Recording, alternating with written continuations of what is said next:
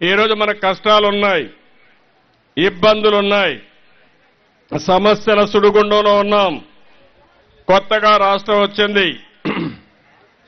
వచ్చింది కానీ ఇంత మునిపే మన వాళ్ళు చెప్పారు, రాజధాని కూడా లేదు, ఆదాయం కూడా ఇంకా ఎంత వస్తుందో తెలియదు.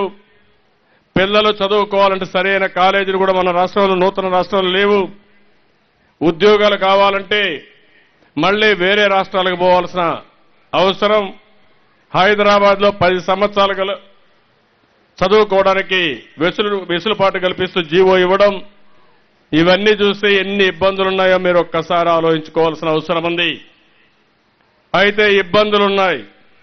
నేను ఎన్నికల్లో ఒక నిర్దిష్టమైన హామీ ఇచ్చాను. రాష్ట్రం సమైక్యంగా ఉన్నప్పుడే నేను ఆ రోజు చెప్పింది, రైతులు ఇబ్బందుల్లో ఉన్నారు, రైతు రుణమాఫీ చేస్తామని.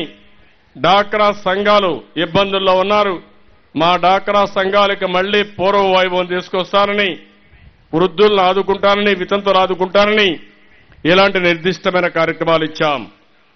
ఈరోజు డబ్బులు లేవు, మనసుంది. ఈరోజు కష్టాలున్నాయి, సమస్యలున్నాయి. సమస్యల సుడిగుండం నుంచి ఇంకా ఎన్నో అవకాశాలు కూడా ఎత్తుక్కోవడం నా నైజం.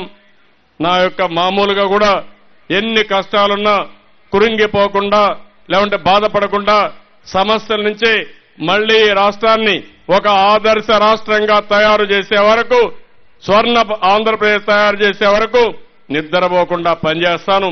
మీ రుణం తీర్చుకుంటానని చెప్పి కూడా మీకు అందరికీ హామీ ఇస్తున్నాను.